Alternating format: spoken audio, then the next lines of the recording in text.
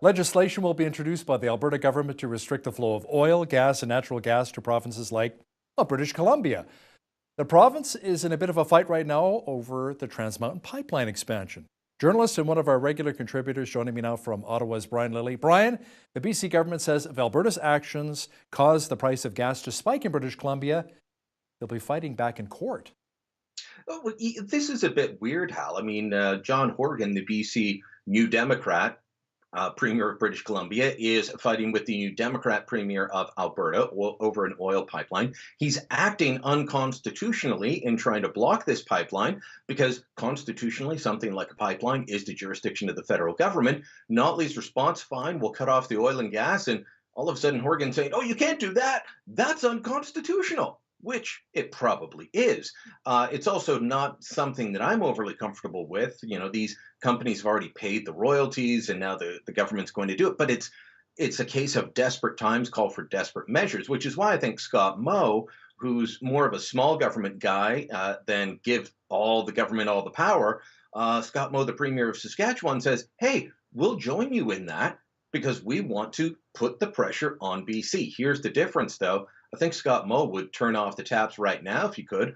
Rachel Notley is saying she won't use this until after the May 31st deadline that Kinder Morgan's put in there. So if Kinder Morgan walks away, then they turn off the oil and gas. What does that accomplish? If she really believes this is the way to go, she should be doing it now and making the people of British Columbia realize what happens when you don't have Alberta's oil to fuel your cars or your airplanes, your jets, all these things that they are so accustomed to. 60% of the gas in the Lower Mainland comes from that pipeline, comes from Alberta, and this would change that dramatically. And you know what's interesting is I have a lot of friends that live in Vancouver on the island and in the Okanagan Valley as well. Gas is around $1.55 a litre. We could easily see a jump to maybe $2 or $2.10 a litre. Wouldn't that be something in British Columbia? Or even more than that, I've heard as high as 250. Wow. You know, a lot of British Columbians you talk to, they say, you know what? We're not supportive of what's going on here. We're with Alberta. Go ahead and twin the pipeline. We don't want to see this gas go up exponentially, right? Look, I think this is a minority of people, whether you're talking about residents of British Columbia or you're talking about the First Nations. And we keep hearing, well, First Nations are against this. Don't tell me that First Nations are against the twinning of the Kinder Morgan pipeline when 43 different First Nations have signed on equity agreements. They're partners in this pipeline. They're going to profit from it going over their land. But you know what? You find one or two First Nations groups that say they're against it, and they're held up by some in the media as being, oh, look, all the First Nations groups are against this, therefore it can't go ahead. Look, the duty to consult does not mean or grant a veto to First Nations communities in this country. Now, Brian, our Prime Minister is traveling again, addressing the National Assembly in Paris, then off to the Commonwealth. Now, we told France that Canada is progressive just like they are, so we have a lot in common with the French.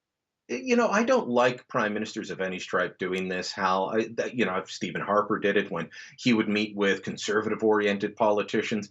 If you want to talk about things that we have in common, such as a constitutional order, rule of law, oh, wait, things that we don't actually have in Canada right now with this pipeline fight, but, you know, the general broad stroke things, I'm great with that. But, you know, when you've won a majority government with 39% of the vote, don't go to another country and say, my country is just like your country because they elected me just like they elected you. So we're all the same. That's a little bit of projection by Justin Trudeau. Hopefully that's the worst mistake that he makes on this trip because, as you know, his foreign trips are sometimes not the best. I mean, he was just down in Peru. Before he came back to hold his pipeline summit, he was in Peru telling investors at a summit of CEOs, come to Canada to invest. We can get big things done.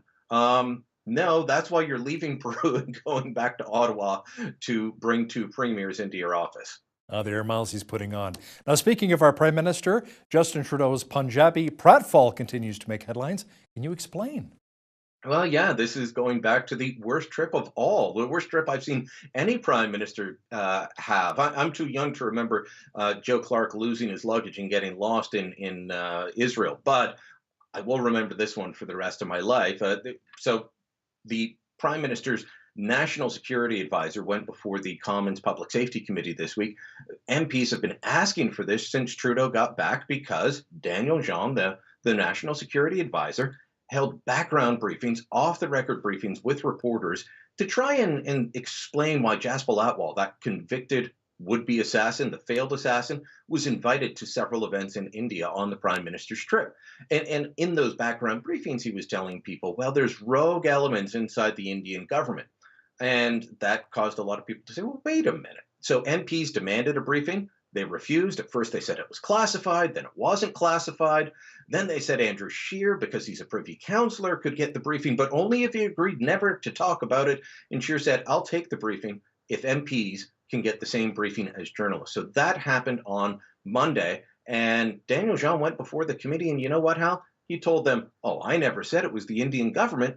Well, all of a sudden, you've got these journalists coming forward, now free to talk about what Jean told them, saying, he told me it was parts of the Indian security establishment, Right. which means it's part of the Indian government. So this story is not going to go away because nobody's told the truth from the beginning, trying to make a PR nightmare going away and instead creating a diplomatic incident that 2.5 months, or almost 2 months later, sorry, we're still talking about.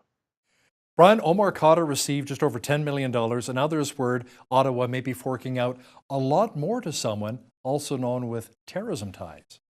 Yeah, this is Abdel Rezik. He is a Sudanese man who spent years in Sudan and he wasn't allowed to travel back to Canada. Canadian officials had long suspected him of having ties to terrorism. He had traveled to Pakistan, to Bosnia, anywhere there was a jihadi movement going on at that time. He would show up. He always said it was about humanitarian work, but he also had ties to the Millennium Bomber. Ahmed Rassam admitted to knowing him, having connections to him. So all of this adds up for a while, and he goes back to Sudan on a trip. The U.S. puts him on a no-fly list. Even the United Nations, Hal, put them on the no-fly list. So this isn't just, oh, George W. Bush after 9/11, blah, blah, blah. This is the United Nations put him on the no-fly list.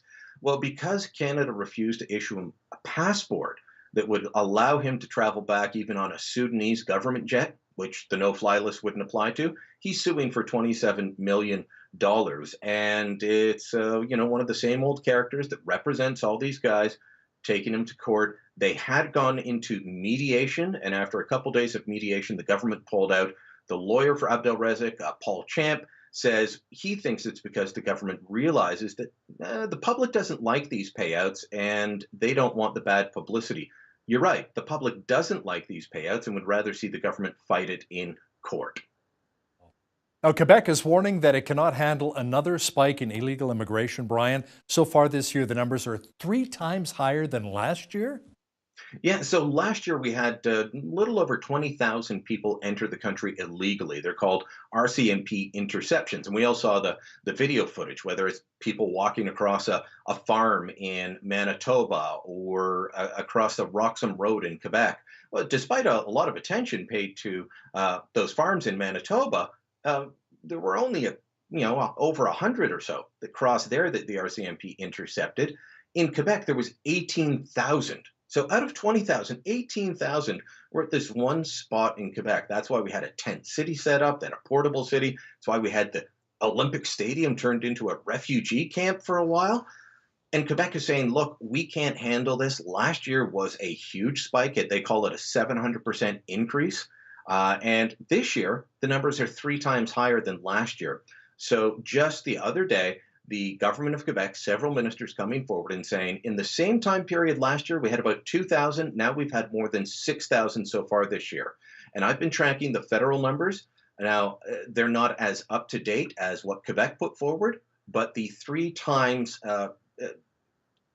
scenario has played out in January and February, and now it looks like it's going to in March as well. If this happens, Hal, we could be looking at 60,000 people crossing the border illegally, almost all of them in Quebec, and they are saying, why are we paying for the housing, the clothing, the food? This is a federal responsibility. You have to do something to deal with the border, and you should be paying for this because this is not up to the people of Quebec to pay for a problem that we can't fix. You can fix, but you won't. What if we're going to see a huge influx of people from BC coming into Alberta once gas goes up to 250 a liter? I'm sorry. No. Hey, You listen, economic refugees. that's right. A new poll found that most people actually support Canada's immigration levels, but that support kind of dwindles a little bit once people find out what the real numbers are. So bureaucrats are they're not exactly talking about the official numbers in public, Brian. Yeah, Canadian press story last week on this, late last week. I think it came out like 5 p.m. on a Friday, sort of thing.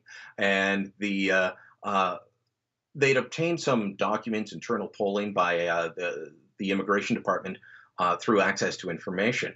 And they said, yeah, well, yeah, people are broadly supportive of immigration in Canada, but most thought it was around 150,000 people a year. When you tell them it's 260,000, support drops. Well, I wonder what it would be, Hal, if they found out the real numbers, because the real numbers last year were 296,000. And then on my website, brianlilley.com, I broke out all the other aspects because on top of that 296,000, and the government wants 310 or more thousand this year, uh, you add in the 286,000 temporary foreign workers, 266,000 foreign students, you're over 800,000 people brought in each year. You're talking a city the size of Mississauga, that giant suburb next to Toronto, each year. And I think that people need to know those real numbers. But the bureaucrats' response to finding out that polling support dropped was to say, let's not have a big debate about this in public. Let's not talk about it. That way we can keep support. I think you keep support by being open and honest with people. And that's what the government should be doing, regardless of who's in power. Now, the federal Liberals are holding their annual conference in Halifax this weekend. One of the speakers will be Barack Obama's campaign manager, David Axelrod. And later this year, during Canada 2020, the Liberals have invited somebody who's a little disliked by the Trump administration, so to speak.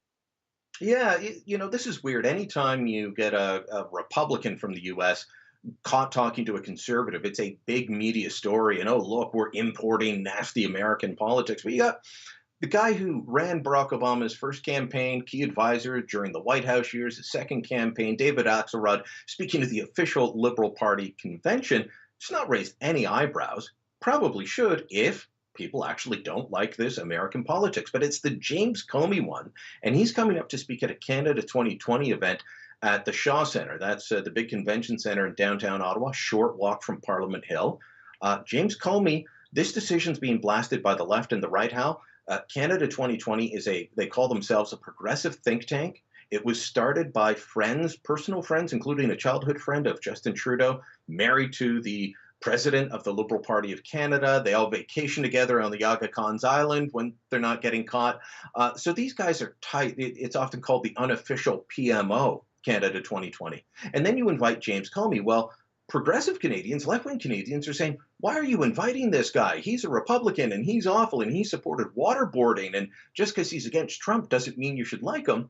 And then a lot of conservatives are saying, hey, wait a minute, we're negotiating a trade deal. Why are you bringing up the guy that Donald Trump hates the most in the middle of a NAFTA deal? Is this a smart thing to do? It's going to get them a lot of attention, but I'm not sure it was actually a wise move. Now, Brian, some concerns for Canadians who may want to venture out to Cuba for a holiday, kind of like I did last month. A string of mysterious illnesses have hit Canadian and American embassy staff pretty hard. Some say it was a targeted attack by Cuba. Well, this is one of the theories, but they haven't been able to determine it. But we're talking symptoms similar to concussion. There's been discussions that perhaps it's some kind of sonar attack aimed at the Canadian and American embassies. Now, if that's the case, the Cubans have been smart enough not to aim it at all the Canadians filling the resorts and therefore their coffers. But there is worry that the Cuban administration has decided to target Canadians and Americans. Now, this would be strange given that it was only recently that we started to see the Americans open up diplomatic ties. Doing this would sour that and kill it off even, well, to make things worse than they already are.